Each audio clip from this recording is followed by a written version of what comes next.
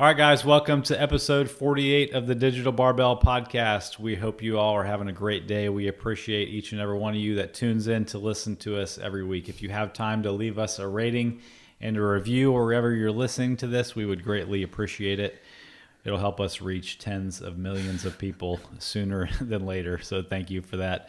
For those of you watching the video version, I hope that you can see the dog sitting at my feet. That's an unexpected treat added to this episode. Apologies in advance for any dog snoring or other shenanigans that they may cause. We got an interesting sponsor this week. Oh, yeah.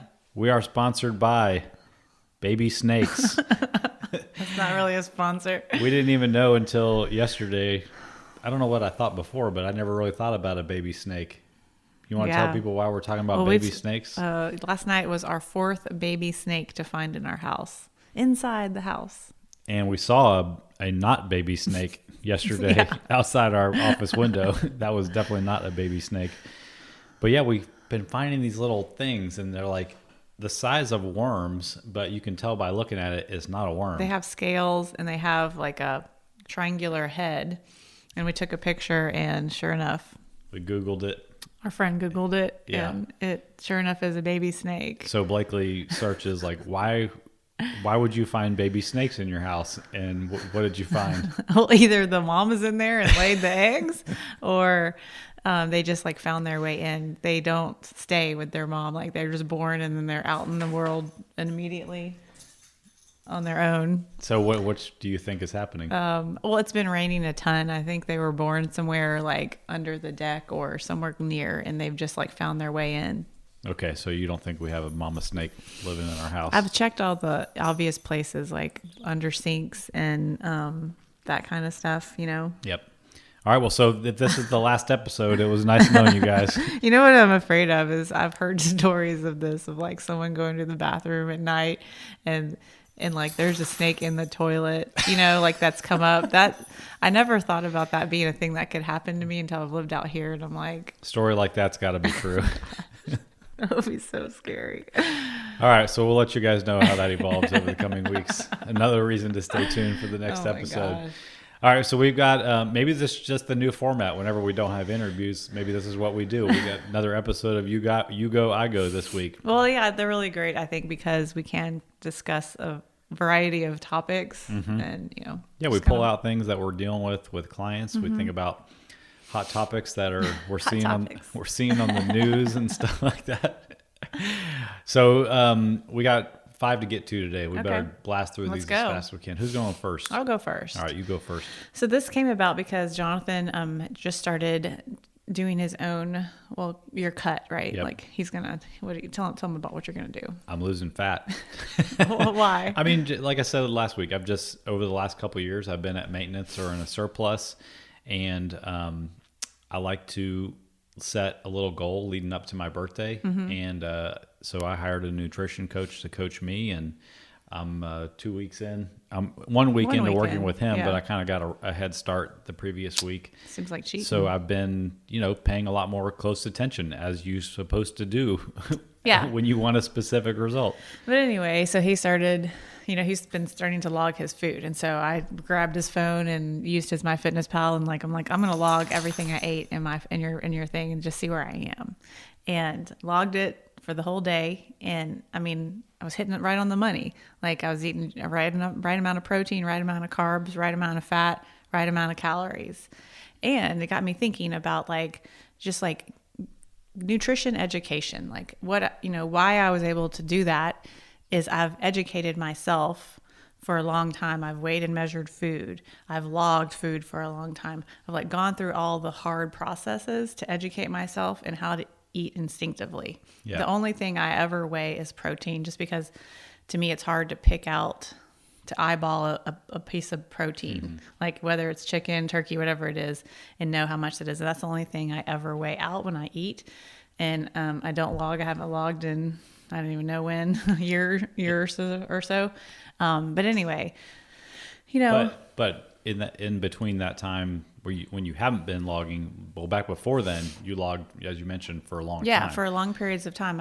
I've weighed and measured my food and logged my food for long periods of time in the past. Right. And so I'm able to now eat instinctively the right amounts of food. And it got me thinking about just like educating yourself in whatever you want to be good at.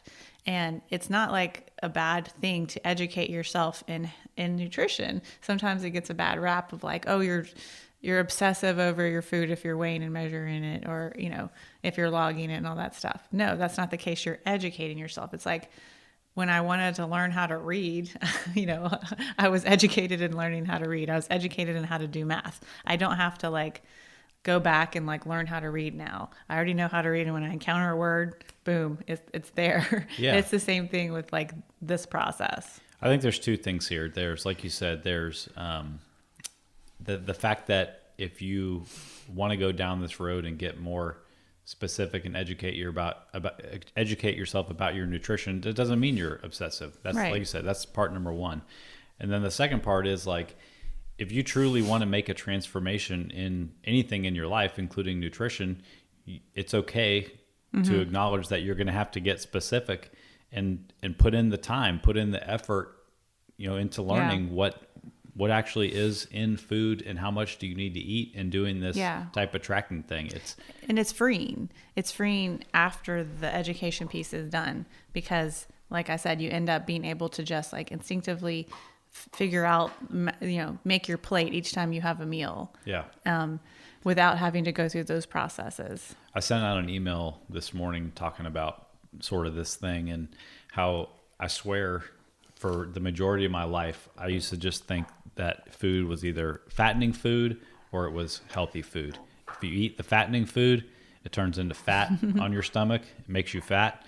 And if you eat healthy food, you either stay the same or you get healthier. It wasn't until, honestly, probably like starting to track macros and understand about calories and energy balance, that I started to realize, man, there's a lot more to this than just putting foods into categories. It's about learning and I think we're going to talk about this in a little bit more, but what is the nutritional value of this food? And the only way you get to that point is by going through that education process. And then like now I don't feel like food has to be put necessarily in the fattening food or the healthy food or category. The good or bad category. Right. Because of the education and like you said, you have this freedom on the other side of putting in the work and putting in the education. Yeah. You've put in the groundwork. Yeah. It's a worthy process to go through. Yeah.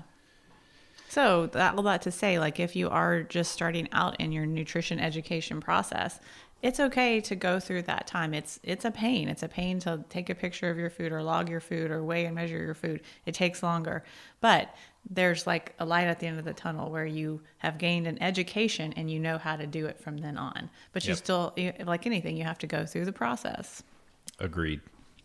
All right. Okay. I want to talk about preserving your metabolism as you age. Okay. So unless you're driving, close your eyes and picture a frail little old lady. Maybe you know her, but you've got your vision. And all she eats during the day is a banana, a cookie, a cup of coffee, and a cheese sandwich. That's all she eats all day. Now, what if I told you that this little old frail lady that you're picturing is only 70 years old? Well, that might sound old, but I don't know about you, but I want to be living a completely different life than that when I'm 70 years old. I want to maintain my quality of life.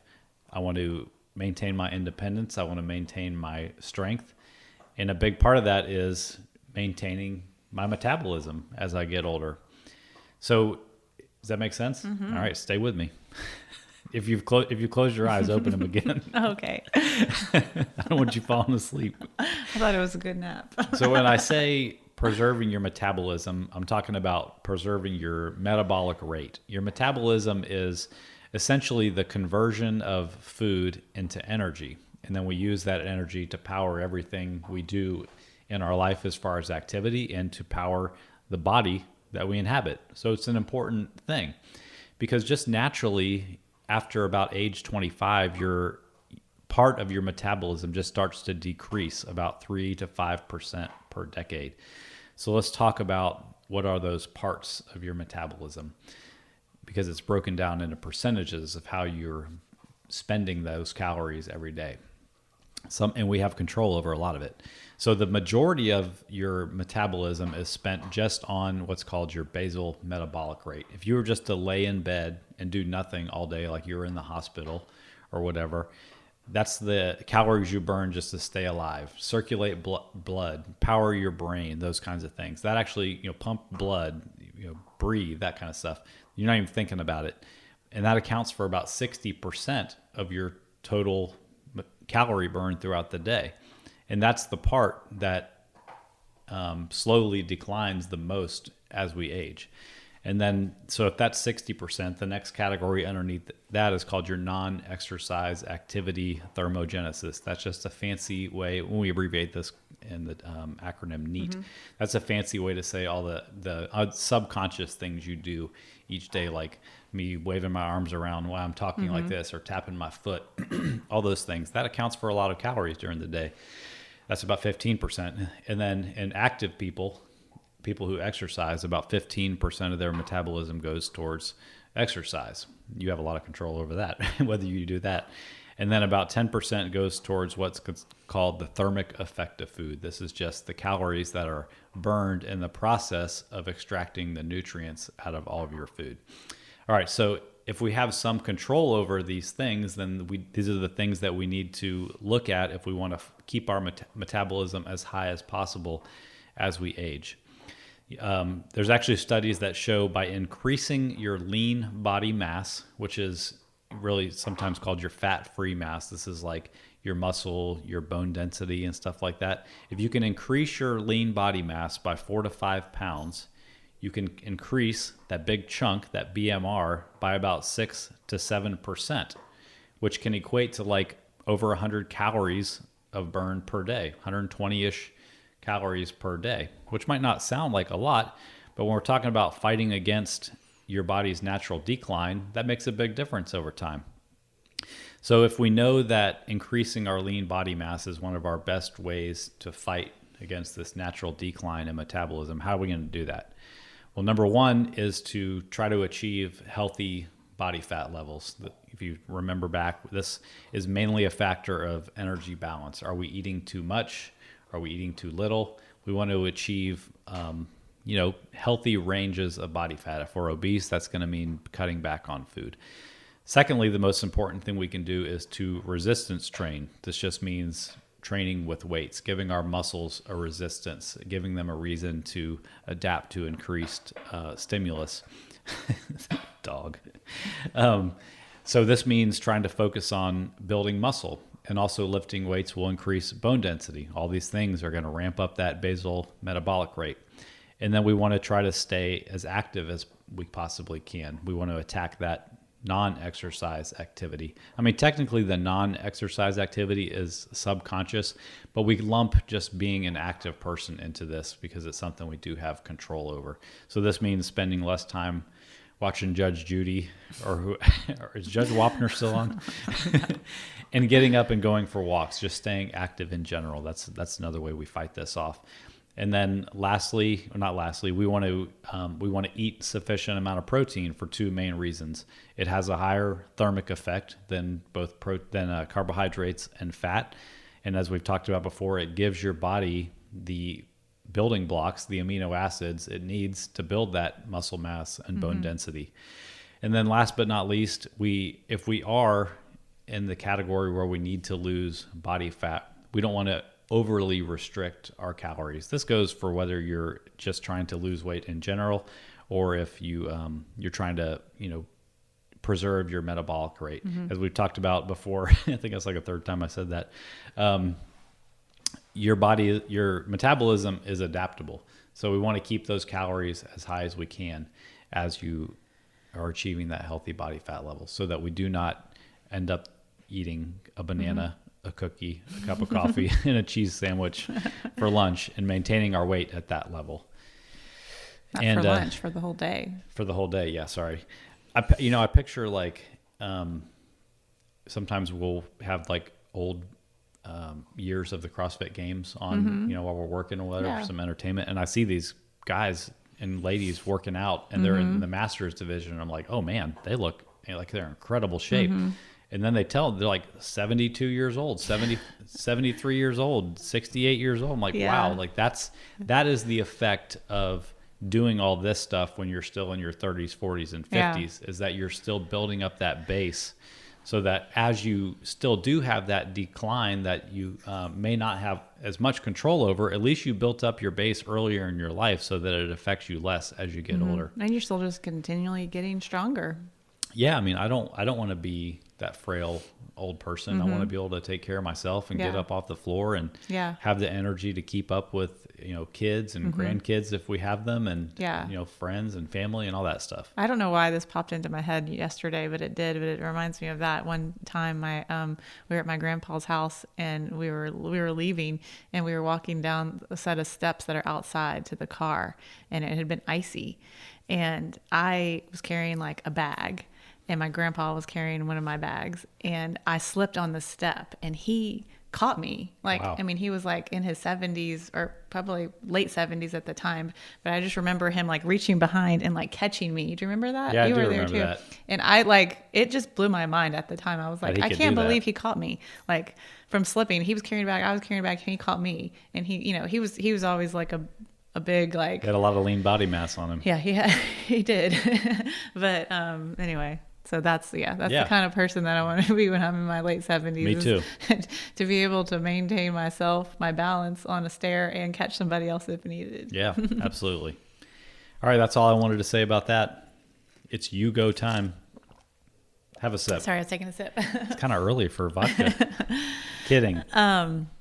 So our coach Haley put up a really cool post the other day. She put it on her personal one, right? Mm-hmm. Yes. And it said that the calories in a banana and a Twinkie are the same, but the nutrients are not. Yeah. And so it got me thinking about, like, food quality versus food quantity, and how much that really matters. So a lot of us are not just like tracking, or, we're just eating our food. Most people are just eating food. Yep. And you might be eating the right amounts of food, and you might be happy with your body weight, and things are going great, but maybe a lot of your food really consists of, something from a box, or high fat foods, or lots of sugar, or just, we're not like thinking about food quality as much. We're thinking about quantity, and we're like, check, I'm eating the quantity. And we even talk about a lot the energy balance and how important calories in and versus calories out are to weight loss. And while that is true, once you're tackling the calories in versus calories out, the food quantity is so important. Quality, yes. So taking a look at just like how you feel, like, throughout your day, do you have energy? Mm-hmm. Do you feel like in high spirits? Do you need a nap in the middle of the day? Like, how are your workouts? Your mental clarity. Yeah, all of that stuff goes into like the food that you eat and that food quality side. Yeah. There's, as you look through social media, is so much geared towards calories in versus calories out now. And we can't forget about that. Like you said, it is the thing that controls whether we're gaining or losing weight. And with the popularity of tracking macros and the kind of if it fits your macros lifestyle, like this food Tetris game, like as long as I hit my numbers, I'm good. Yeah. That lasts for only so long until you reach a point where you're like, well, let me just say it this way. It can be used as a tool to accomplish weight loss, but it can also be abused. And it can be used to eat a very low nutrient dense diet. Like you can be like, oh, I can squeeze in 3 cookies at the end of the night. I can squeeze in, burger, fries, and milkshake today. Like you can for sure make that work with if it fits your macros approach. But how are you feeling after weeks and months and all this time goes by of doing that? Yeah. And I used to be in that category. I felt like I was, eating the right amount of calories, but I felt different than I do today. I felt more sluggish. I felt like I needed a nap in the middle of the day. I didn't feel like I had the energy to do my workouts. And back then I didn't realize what was going on, but it was that I was not dialing in the food quality side of my nutrition. Yeah. I mean, we preach flexibility within nutrition, but flexibility isn't the same as abusing the privilege of being able to eat what you want. Yeah. Like, as you said, it affects the way that you feel, the way that you perform, your energy levels, those kinds your of things. mood, your sleep, everything. Yeah, I mean, even like down to your hydration levels. If you're filling up your macro goal for the day, if you're tracking with mostly processed foods, like you're not taking advantage of all the vitamins and minerals and all the water content that comes from non-processed sources of carbohydrates, mostly, talking about fruits and vegetables and stuff like that. Yeah. And one day of this isn't the thing. It's like, what is the habit Right. underneath? So I just want to caution people to not abuse the privilege of, if it fits your macros and flexible dieting, to try to budget for a lot of junk during the day. 'Cause Yeah. it's not building healthy habits for you long term, and it's not better for your overall health. I'm distracted. There's the deers outside, and Oh. I really do. I think that you're right. I think the mama deer lost the baby somewhere. Like we've been watching the baby that trapped us in the office was born, and then it's been frolicking in the yard. It's like they live. There's like a big wall of bamboo on one side of our house, and they live in that bamboo. And they'll come out, and the baby will like run in the yard. It's like it's practicing running or something, and then they'll go back in. But today she's just been running around the yard. Yeah. And I think she's looking for the baby. Well, maybe I'll go out and help her in a little bit. Okay. I'm sure she'd love that. She's really close, so usually shouldn't hang out this close to us. Anyway, maybe she's playing. Maybe there's another baby sitting somewhere hidden in the rocks. Yeah. I know you guys come for the fitness and nutrition, but just definitely stay for the reptile and wildlife Oh my talk. gosh, we have so many things. I don't know if we're gonna We make saw it. a baby possum this morning. We saw a too. baby possum. We saw a armadillo in the yard. Yeah. We've got baby snakes in the house. We've got snakes We've on got the plane. deer everywhere. I don't know if we're gonna make it through the summer. Yeah. Yeah. Yeah. We're going to be like Bubble Boy. So- Potential mouse dropping, like, that's no. put me over the edge. Oh, so no. yeah, I don't know if I can handle this. Yeah. Maybe we can have some venison. Can you hunt in your own Oh my yard here? gosh. Okay, All right. Did we say what we wanted to say about that? I think so. Okay. I think the bottom line is focus on nutrient dense food Yeah, as much as you can. because it, like that saying we've said a lot of times, like you've been hung over your whole life. Like you don't, knowing what it feels like to eat the quality food versus eat the unnutritious food, it'll blow your mind. Right. And we're not even talking about buying the organic No. Yeah. baby spinach versus the non-organic baby spinach. We're talking about getting your carbohydrates from watermelon and apples versus Pop-Tarts. Yeah. That kind of thing. Go get it. Don't Go make get them, Tiger. Don't make me bring up the Pop-Tarts example again. Save it for the after show. Okay. What else we got? Refeeds. Is it my turn? Oh, yeah. It's your Okay. turn. I want to talk about refeeds and diet breaks. This is a hot topic. All right. I told you we'd be hitting some hot topics. Woo. Okay, so let's talk about what the heck a refeed and or a diet break is. They can be used interchangeably as far as I'm concerned. People get hung up on the details, but that's just people who like to argue.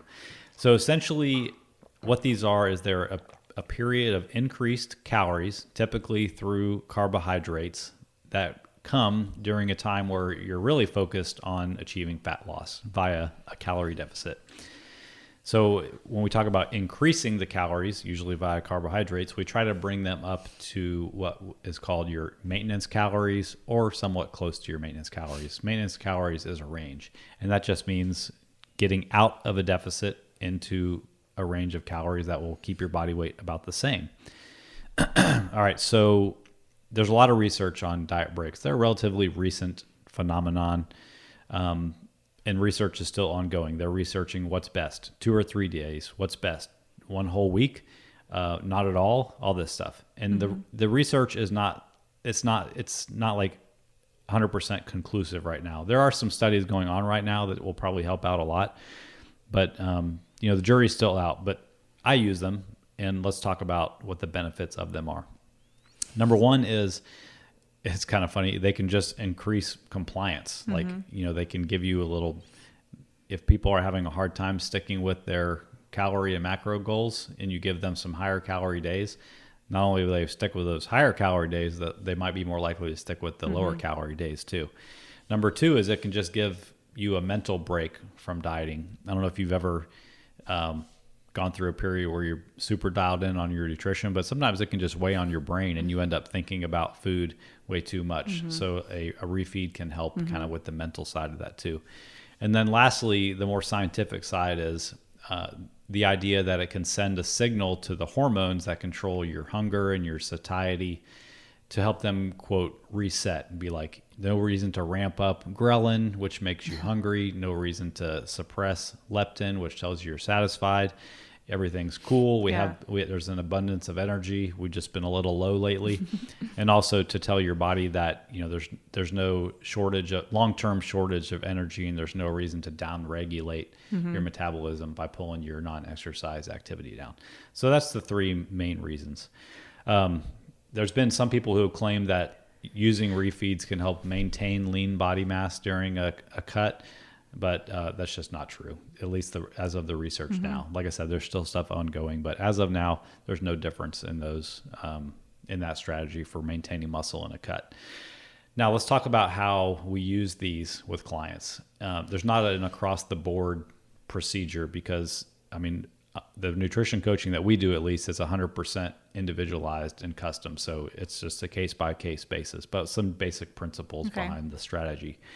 And most of the people that we work with are honestly what we call lifestyle clients. They're not bodybuilders trying to get on stage. They may not weigh every gram of rice, even if they are tracking calories. They're trying to fit this within their life, and I'm cool with that. Yeah. That's okay with me. So with lifestyle clients, we have these things called the weekends and holidays and parties and vacations. And oftentimes those days in a row of increased calories will kind of happen accidentally or naturally in the ebb and flow of life. Yeah. And with that, we don't need to introduce refeeds because they've already happened within the process. It wasn't a planned refeed. It was, Right. And they also got like a deload from training at that same time. Yeah. So let's just throw that out there. With lifestyle clients, this might be overrated, this whole concept. Okay. But I keep that in mind when I'm planning out somebody's strategy.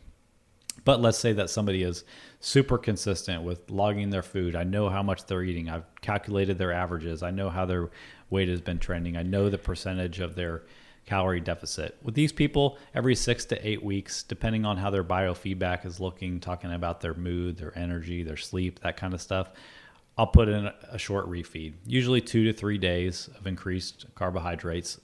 Sometimes I'll add a little bit of fat too, depending on the person's food preferences.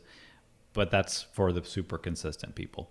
And then zooming out to like a longer term client who has achieved, somewhat of a transformation over a longer period of time. And we've done these incremental refeeds along the way. Let's say we've reached a milestone with their fat loss, and I've been watching how their energy levels have been trending, watching how the weight loss has been trending, I should say fat loss. And we get to a point where like, okay, let's take our foot off the gas, and I'm telling them this. I'm telling them, I think we should take our foot off the gas. We'll introduce like a 2 to 4 week refeed. I'm not saying like they go crazy eating for 2 to 4 weeks. I'll just say, let's bring calories up closer to maintenance for the next 2 to 4 weeks for those same reasons I said earlier of why we use them, both on the mental and the physical side. We'll make sure that their metabolic rate is steady. We may even be able to ramp their calories up a little bit during this process. I'm going through this with a client right now where 2 weeks ago I tried to bring her up to maintenance. Well, guess what's happened as I've increased her calories? Her non-exercise activity has really increased. And she's, as the weather is getting warmer, she's able to be a little bit more active.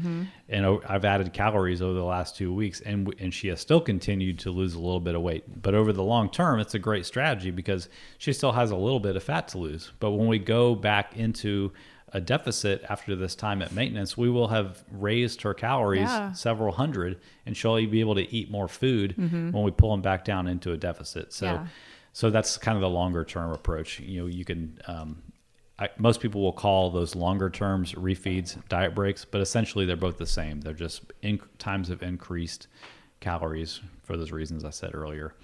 Now, the one thing about this is, like as a coach, I only feel confident in guiding people into these things if they're relatively consistent. It would be like going to your financial advisor and saying like, hey, how much should I spend on a car? And the financial advisor is like, well, how much money do you have in the bank? Like, how much have you been spending? You're like, I don't know. Yeah. I don't really know. Or you never showed them how much money you have. Well, they can't really give you much guidance on how much you should spend on a car if they have no clue what's going on. Right. So there needs to be a level of communication and consistency between you and your coach if they're going to give you accurate guidance on this kind of stuff. So that's refeeds and diet breaks. Any questions on that? And I think we have a blog post about this too, so I'll link that in the show notes. Or if you guys have any questions about your special circumstance, just send us a message through the form in the show notes. Cool. Moving on. All right, last one. So stay with me on this one. All right, it's going to be big, but I want to talk about the 10 general physical skills that relate to like your fitness and how fit you are, but also in how they relate to just your everyday life, being just like a healthy person that can move around well, and like how we improve what the things that we do in our programs to improve them and why. Yeah. I'm excited about this. Let's go.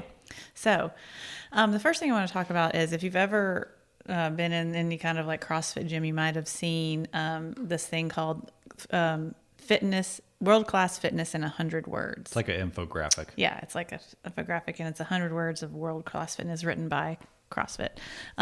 So I want to go through this first and kind of talk about how this relates to you, not just like as something an athlete would have like taped to their mirror and, in their bathroom to look at, but like you as a person just living life and like how this relates to you. So it starts out with nutrition, because nutrition is the base of everything that we do, the most important thing. So how it goes is it says eat meat and vegetables, nuts and seeds, some fruit, little starch, no sugar. Keep intake levels that will support exercise but not body fat. Easy. I mean, really, that's simple. Like it tells us exactly what to eat. These are the things we already know. And then it tells us exactly how much, like support exercise but not body fat. So if we're gaining weight, we need to dial the food back. If we're losing weight unintentionally, we need to ramp the food up. If we're maintaining, we're at the right amount. So it breaks it down in a super simple way. Elegantly simple. Yes. All right. Then it goes into say practice and train the major lifts, master the basis of gymnastics, bike, run and row, hard and fast. Boom. We do all of those things, check and check. Yeah, we do. Then it says 5 or 6 days per week, mix these elements into workouts, keep them short and intense, regularly learn and play new sports. That's the one we need to work on the most, probably, is learning and playing. Does paddleboarding count? Yeah. All right. All of that stuff. Yeah. I love it. I just love this. I love how, like you said, how elegantly simple it is and how it breaks everything down into just like, here is like 100 words of just like basic fitness. Yeah. I love it. Okay. It's a pretty cool prescription. It really is. And it's very self-explanatory and easy if you just really break those words down into what they mean. Okay. So now let's go through the 10 general physical skills. I'm going to talk about what each one really means, and then how, like, what it means in your life, and then what we actually do to improve them. Because I think it's cool. It's a really cool way to look at it as both like from athletic perspective and just like as, just as a general person, and like, okay, where am I really good and where do I have holes? Mm-hmm. Because it matters both for your like fitness and your life. Yeah. All right. First one, cardiovascular and respiratory endurance. All right. So this is just like how well your body can gather, process, and deliver oxygen. Through your blood. Yeah. You're pumping. How well do you pump blood? Yeah. So, can you go up a couple flights of stairs? Like, can you go on a good, decent hike? Like, can you play with your kids? These are all ways in which like you kind of use this in your daily life. In our programming, like the varied conditioning element, the workouts that we do, from like short sprint workout to like a medium duration to like a long effort, helps to improve this in our training. This would be like doing something like Tabata, where it's 20 seconds of work, 10 seconds of rest, 8 times. Yeah. And then versus like, how many times can you do these 3 things in 20 minutes? Or 12 minutes is the medium. Yeah. And then like 20 minutes plus is the longer duration. Yeah. Yeah. Cool. All right. Second one is stamina. So this is our body's ability to process, deliver, store, and use energy. Basically like how long can we do all of these things? Like, back to the stairs, like how many flights of stairs can we climb without having to take a break? Like, can we go on a few mile hike with friends with like elevation changes and stuff like that and be able to like keep up, like, can you play with your kids for 20 minutes or more, in a row without feeling fatigued and stuff like that? These are all ways in which this how this looks like in our real life. life, how our stamina. Is endurance another substitute word for stamina? Well, endurance was number one. Oh, I'm sorry. All right. Guilty. All right. The third one is strength. So this is the ability to apply force to an outside object. As we age, it is so important to continue to just like remain and get strong to keep our bodies healthy and more resilient. And it's obvious how we do this in our training. We work on strength training through our weightlifting and through the bodybuilding stuff that we do. And this, helps to keep our body more resilient. And this our definitely goes growing. back to the first thing we talked about maintaining your metabolism as you get older. Exactly. Yep. Maintaining that strength. The fourth one is flexibility. So this is like the ability to maximize the joint. Yeah. Maximize the range of motion in a joint. Right. Use the joint for what we want it to do. I want to promote our stretching challenge starting next Monday. Yeah. Which is very exciting. I'm super guilty of not working on my flexibility. So I'm very excited to do the stretching challenge. But again, like as we age, it's super important to continue to just like maintain our flexibility. What happens when you're not flexibility is that you go to do something and we're not flexible. Did I say we're you not said flexible? When you're not flexibility. I heard that. It's all right. I'll edit that out. You kind of like put your body in a bad position if you can't go through the proper range of motion. I picture like your hamstrings are tight. Like we were actually driving the other day and we saw a guy like pulling weeds just hinged over, like completely like. All we saw was butt. All we saw was butt.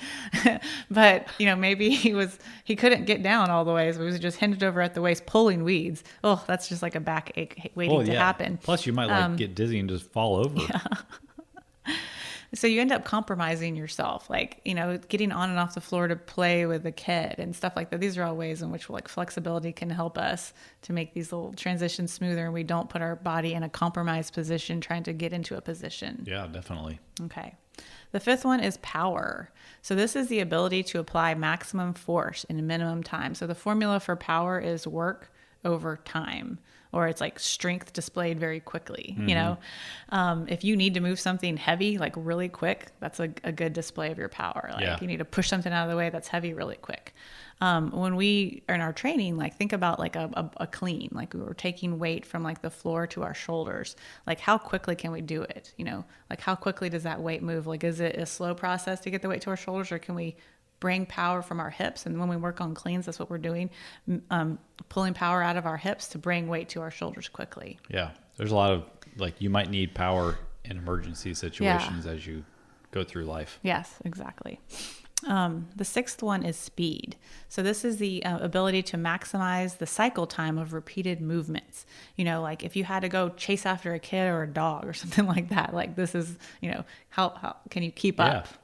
Can you display speed quickly? That doesn't make sense. What do you mean? Display speed quickly. Well, I think people know what that means. Use speed. Can you use your speed? Like, yeah.